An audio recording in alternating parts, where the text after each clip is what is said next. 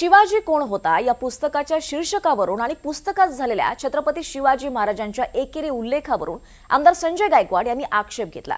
याच वादाचे पडसाद संपूर्ण राज्यभरात उमटले। त्यानंतर आता रामायणावरून आमदार संजय गायकवाड आणि रोहित पवार यांच्यात चांगलंच वाकयुद्ध रंगल्याचं पाहायला मिळतंय।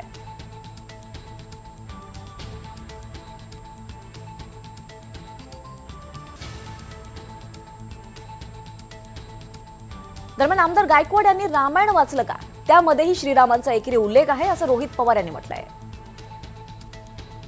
आणि वयानं मुलासारख्या असलेल्या व्यक्तीवर लिहिलं तर कोणीही समजू शकतं वाल्मिकी ऋषी हे श्रीराम यांच्यापेक्षा वयानं मोठे होते असं विधान संजय गायकवाड यांनी केलं। ज्या व्यक्तीबद्दल तुम्ही म्हणत आहात त्यांना म्हणा वाल्मिकी रामायण कधी वाचलंय का बघा। त्या रामायणामध्ये भगवान यांचा उल्लेख एकेरी केला आहे। मग उद्या जाऊन तुम्ही त्याच्यावर ऑब्जेक्शन घेणार आहे का? विषय असा असतो की त्या काळामध्ये जी काही पुस्तकं आली आहेत तो इतिहासाचा भाग झाला। त्यावेळेस सगळेच लोक लिहित असताना आदराने लिहितात। प्रभू रामचंद्रांबद्दल सुद्धा आदराने लिहिलं आहे, प्रेमाने लिहिलेलं आहे।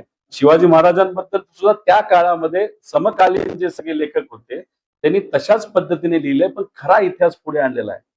नंतरच्या काळामध्ये जेव्हा पुस्तकं लेखक लिहायला लागले तेव्हाच पद्धत बदलली। छत्रपती शिवाजी महाराज हे लिहिण्यात आलं। बघा, त्या मी बोललो होतो की रोहित पवार बोलले की पुस्तकामध्ये शिवाजी महाराजांचा एक उल्लेख आहे, तसा रामायणामध्ये वाल्मिकी ऋषींनी पण रामायण हे प्रभू रामाच्या कार्यकाळातच लिहिलं गेलं। आणि वाल्मिकी ऋषींचं वय आणि प्रभू रामाचं वय पाहिलं तर वाल्मिकी ऋषी कितीतरी वर्षांनी मोठे होते। त्याच्यामुळे एखाद्या वडिलासारख्या माणसाने आपल्या लेकरासारख्या मुलावर जर एकेरी भाषेत लिहिलं तर हे कोणी समजू शकतं। आणि शेवटी वाल्मिकी पुढे वाल्मिकी ऋषी झाले आणि ते सगळ्यांना गुरुवर्य झाले। परंतु कोणी आजचा पत्रकार हा काही शिवराजांच्या काळातला नव्हता, ही आताची टमरेट आहे ती आता आलेली।